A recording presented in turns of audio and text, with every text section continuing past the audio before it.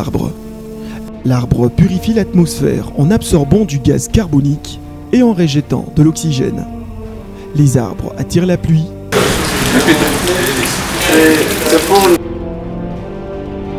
Leur feuillage et leur système racinaire filtrent l'eau. Ils jouent également un rôle déstabilisateur pour le sol. En République démocratique du Congo, la coupe d'arbres et le manque du reboisement fait ainsi remarquer un grand changement climatique caractérisé par une chaleur excessive et une pénurie d'eau. Que faire alors face à cette situation? L'équipe au cœur de la planète a alors rencontré une experte dans ce domaine à son bureau, avec qui elle a eu un court entretien. On a une très belle vue sur le Lubumbashi et il y a encore quelques arbres. Mais tous les jours, quand je suis dans mon bureau, je compte les arbres qu'on coupe. Et ça devient de plus en plus inquiétant parce que pendant les dernières 2 semaines, on a par exemple coupé 3 arbres juste en face.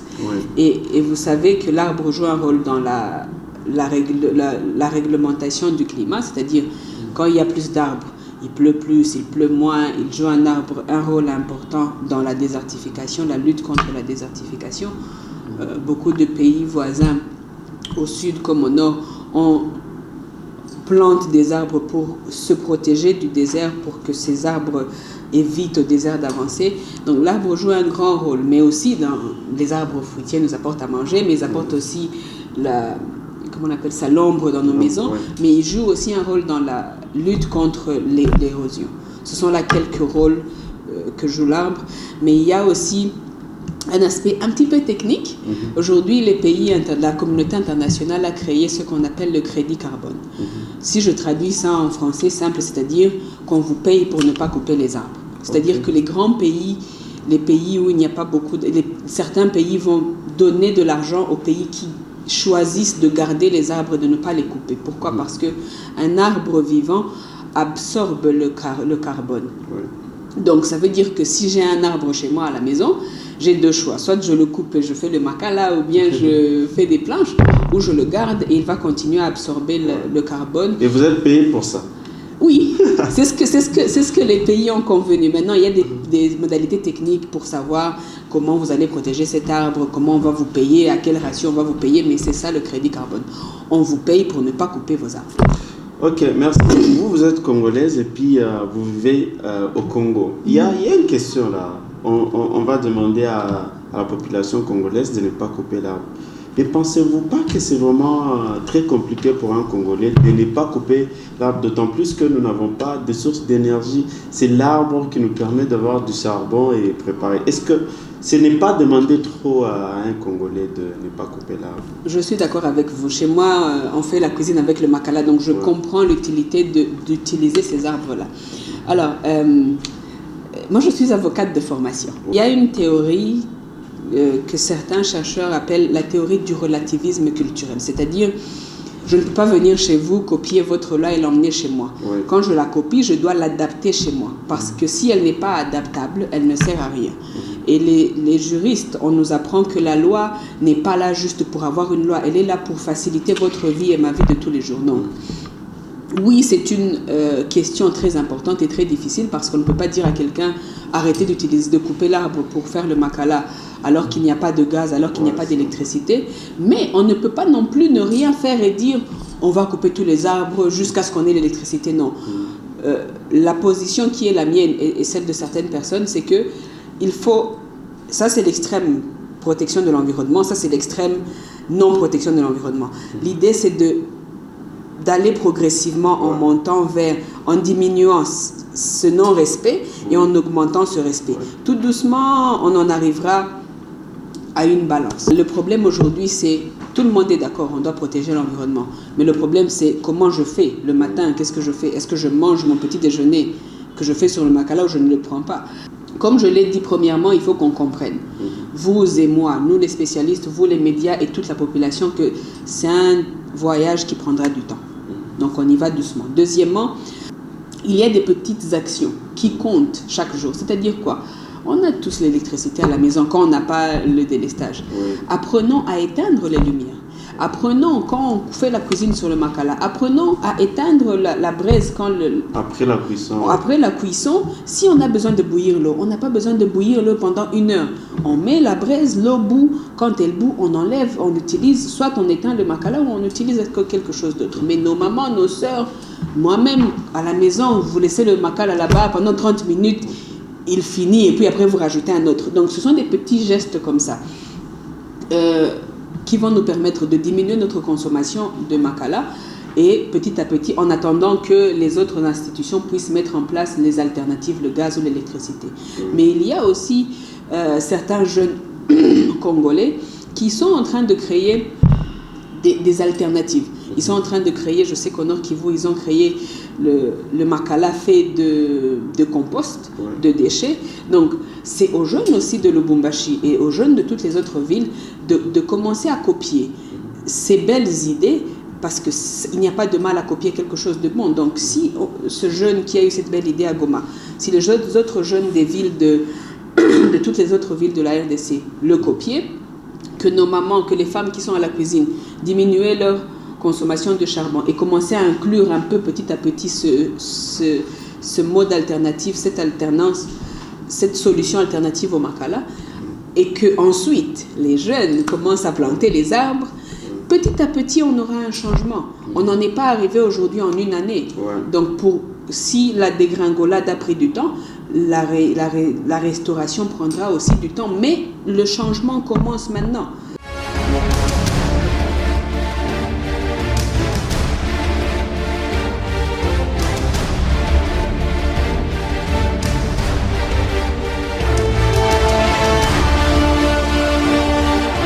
Notre investigation nous a poussé ensuite à aller rencontrer même un dirigeant ecclésiastique.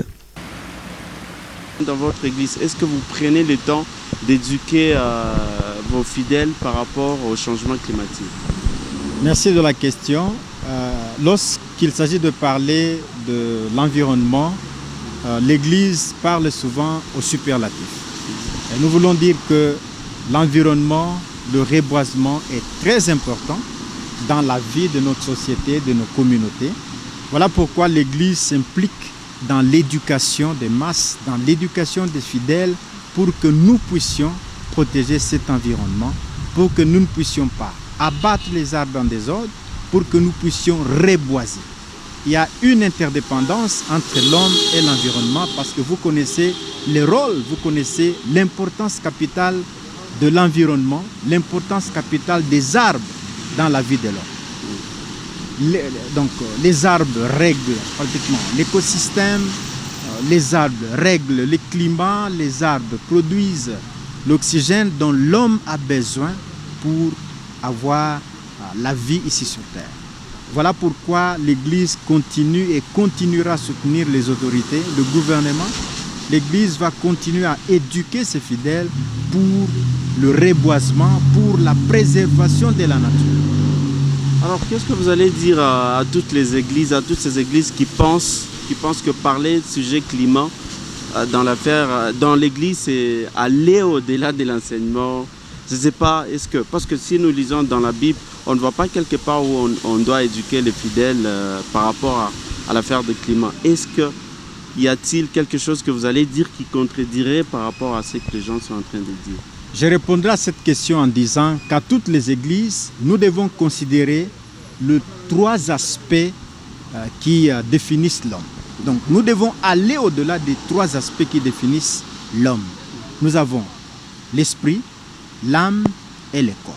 Mais il y a aussi la métaphysique. La métaphysique, c'est quoi? C'est tout l'environnement, tout ce qui meuble l'environnement dans lequel l'homme vit. Si nous détruisons cet environnement, nous allons compromettre l'avenir de l'humanité. L'homme ne peut pas bien vivre sans arbres. Nous avons besoin de reboiser. Nous avons besoin de ces arbres qui règlent pratiquement le climat. Il y a un mois passé, dans cette ville de Lubumbashi, tout le monde se plaignait. Oh la chaleur, il n'y a pas de pluie, oh ceci.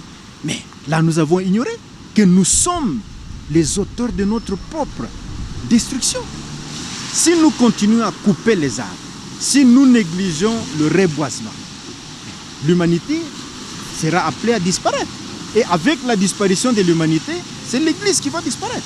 Or, l'Église est là pour exister, pour continuer à proclamer l'évangile de Jésus jusqu'au retour de notre Seigneur. Donc, comme nous ne sommes pas encore arrivés à cette période-là, nous devons continuer à faire des sortes qui puissent faire beau sur cette terre, que l'environnement soit préservé, que les arbres puissent pousser. J'en appelle pratiquement la responsabilité de tout le monde. Le 5 décembre, donc le mois prochain, ce sera la célébration de la Journée mondiale des arbres. Nous invitons pratiquement toute la population, tout habitant de la ville de Lubumbashi du Congo à mettre sous terre 3-4 jeunes arbres qui vont pratiquement produire de l'oxygène dont on a besoin pour vivre et garantir l'avenir des générations futures. Tous, nous devons nous liguer, chacun dans sa sphère de responsabilité, pour mobiliser la population congolaise au reboisement. Sinon, demain, il va faire très chaud dans cette ville de Lubumbashi. Nous allons tous fuir. Or, nous allons fuir pourquoi? C'est notre pays.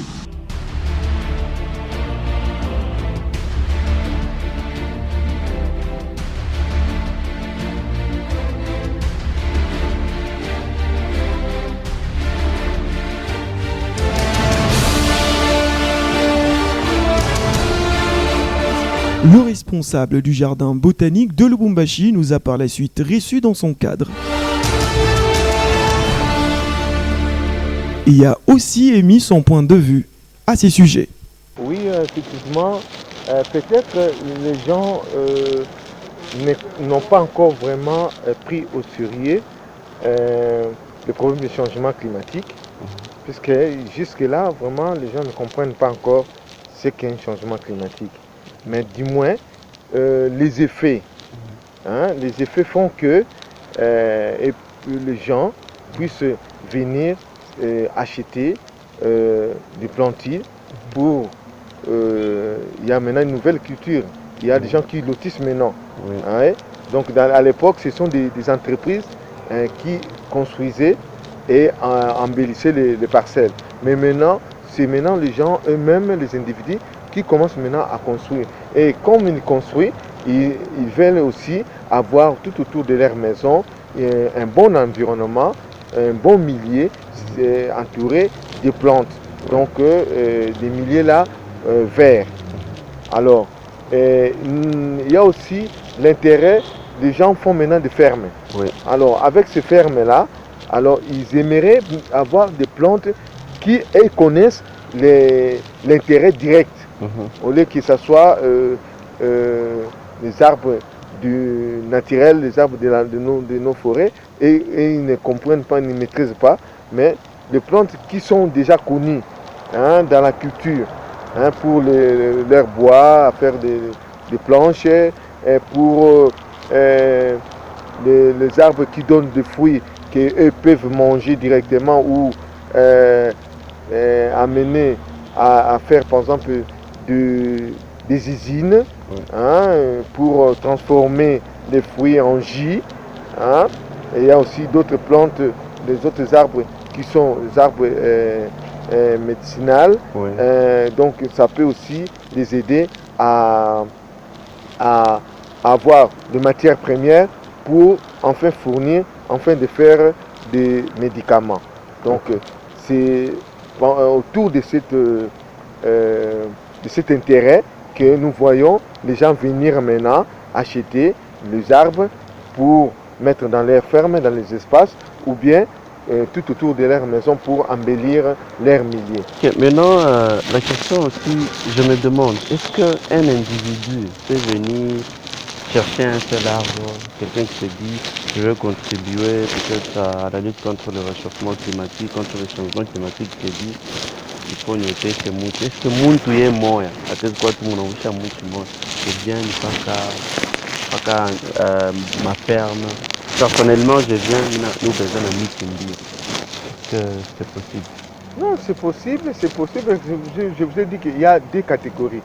Donc, il y a ceux-là qui font, qui reboisent de grands espaces. Nous avons parlé de fermiers. Oui. Oui. Pour une raison, par exemple, ils veulent faire parc à bois pour avoir le bois, des planches. il y a ceux qui font des vergers, hein, donc de grandes plantations des arbres fruitiers, ouais, pour avoir des fruits. Enfin, ils peuvent vendre directement les fruits, ou soit à partir de leurs fruits, ils peuvent créer des usines pour transformer ces fruits-là en jus, hein, ou bien en médicaments. Vous voyez? Alors, quelqu'un qui veut embellir son milieu, nous avons parlé des gens qui, aujourd'hui, il y a maintenant le lotissement partout. La vie s'agrandit. Ouais. Chacun veut avoir une plante dans sa maison. Vous voyez? Alors, ils aussi achètent un ou deux plantes pour mettre... alors, si par exemple, au début, il a trouvé une maison là où il y a qui des pavés, alors il y a une autre possibilité, il y a des pots. Donc, ils peuvent mettre des plantes en pot et nous leur aidons, orientons à choisir leurs plantes. Vous êtes sur Askasik, la chaîne au-delà de l'imagination. C'est une chaîne qui existe. Alors nous voulons que vous donniez un message à la population, parce que cette émission est en train d'éduquer la population d'une manière environnementale. J'aimerais que ce message soit beaucoup plus en Swahili, pour atteindre Bantu Bote, parce que mambo ya climat, ayangarie paka gouverneur, ayangarie président de la République, ayangarie ministre de l'environnement, mais inangaria si bote parce que c'est beaucoup plus la population qui bâtit, parce que si tout on a vu, nos maisons ne sont pas climatisées, bien tu bien climatisé. Comment la population a dû prendre en charge du mambo et climat, il n'y a pas de problème. Mais vous, en tant que responsable de ce jardin botanique, vous devez qu'on dire qu'au banc parce que nous on a quand mambo et climat. Oui, effectivement, il y a changement climatique, il a consommé mutu yote hapa pa Lubumbashi hapa na pa dunia. Puisque leo kama wewe unatosha miti hapa, uyue konsekansi za kuli ya Ulaya batasantira hiyo. Nasikia. Alors, siye tunapenda batu bayue maana ya muti. Kama tuko na tosha miti leo Lubumbashi tuko nasikia kifukutu inapita. Mbele tulikuwa nasikia tu bali ba Kinshasa balikuwa nalia. Juu fazi ilikuwa ma espace vert. Ilikuwa tu miti. Balikata juu ya kujenga manyumba. Sasa leo batu Kinshasa banaanza kulala nje juu kifukuti inapita. Na si hapa Lubumbashi tunaanza sasa kusantira hiyo. Juu bale ba minye biko napenda batoshe minere yabo biko nakata miti. Bale banapenda baoteshe miindi biko naotesha miindi kufa ma espace ya kabambi banakata miti. Or hii biko nafanya zaidi biko nafanya champ extensif, c'est-à-dire biko napata espace mingi mais biko naotesha miindi kiloko na miindi iko natoka kiloko. Mais kama banafanya espace kiloko banafanya hiyo bien, donc d'une façon intensive, donc à tout à lia hii kifukutu ya leo. Na kufatana na presence ya miti, kama muti iko pale, muti iko na leta hewa zuri, c'est-à-dire kuni ya kimombo banasema muti l'arbre purifie l'environnement. Voyez? Alors leo kama tuko na miti karibu, hii gaz carbonique, hii gaz carbonique hii kama mtu anapumua atasikia hii ya hewa. hewa hii ya moto ndio kusema gaz carbonique. Imagine si bantu tuko natupa hii hewa inchi bali bagari biko natupa hii groupe électrogène mamoto tunakuwa mamoto ngapi hapa leo. Mtu yote hapa Mbashi anapenda akuwe na hatuna transport en commun zaidi, tuko na transport personnel, kila mtu anapenda na gari yake. Bon, tuangalie sasa maizine sabi kuna transformer minéraux biko extrême minéraux biko na tosha donc kuhewa gaz tu carbonique.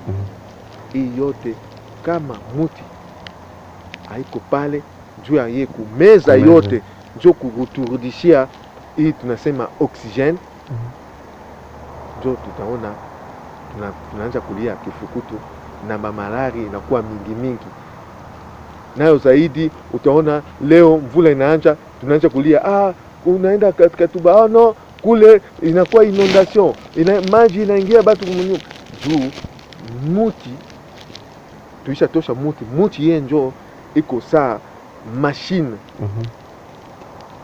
machine ya kubeba na hata maji fazi. Angalia tu baba, fazi miti iko mingi, mvula iko mingi. Tuende fazi miti aina yako, utaona ke mvula hainyeshi.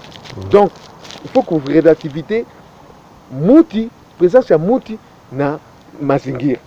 Kama mazingira hii iko na muti sana, utaona maji itakuwa mzuri, hewa itakuwa mzuri na mamalari haitakuwa zaidi.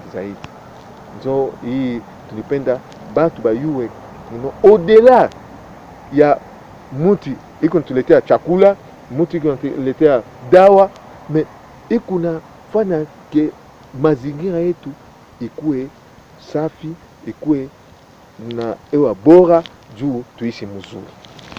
Merci beaucoup Ndia entretien hii. L'affaire changement climatique concerne tout le monde. Notre curiosité nous a aussi poussé à savoir ce qu'ils pensent les acteurs politiques à ces sujets. Trump, avec ses co-religionnaires, il n'accepte pas que la Terre se réchauffe. Et pourtant, elle est en train de se réchauffer. Et on ne peut pas, en politique responsable aujourd'hui, gérer la cité sans tenir compte de l'aspect réchauffement climatique. Et quand on parle des arbres, vous avez parlé de l'arbre. Oui. Quand on parle de l'arbre, c'est dans ce sens. C'est parce que l'arbre, en fait, absorbe le gaz carbonique, je crois que vous l'avez étudié. Oui. La photosynthèse. C'est pendant la photosynthèse que l'arbre rejette à une période donnée l'oxygène, à une autre période absorbe plutôt le CO2 et à une autre période essaye de rejeter l'oxygène. Ça, nous l'avons étudié. Le réchauffement climatique aujourd'hui, c'est une affaire du monde. Ça doit concerner tous les politiciens. En fait, qu'est-ce qui se passe quand on parle de réchauffement climatique? On voit dans les pôles Nord la banquise qui fond sensiblement. Et quand la banquise fond, quelle est la conséquence logique? La conséquence logique, c'est que les niveaux des mers, le niveau des océans montent. Et quelle est la conséquence de cela? C'est la disparition de la carte planétaire de certaines îles. Les îles Maldives, par exemple. Les îles Fidji, c'est des îles qui peuvent disparaître de la carte. En 2017, on a vécu ça avec Madagascar. Ah, tu vois, tu vois, donc c'est sérieux. Si Trump aux États-Unis aujourd'hui ne reconnaît pas que la Terre est en train de se réchauffer, s'il ne reconnaît pas que le réchauffement climatique est une réalité, c'est une vaste blague. Ils doivent arrêter, nous, carrément, prendre des décisions drastiques, parce que c'est eux, en fait, qui polluent l'atmosphère. Il y a les Américains, il y a les Chinois qui polluent à 90% notre atmosphère. Comme vous le savez, il y a ce qu'on appelle la couche d'ozone, là-haut. Et quand la couche d'ozone est transpercée par le gaz à effet de serre, n'est-ce pas? les rayons ultraviolets risquent d'atteindre la peau de l'homme.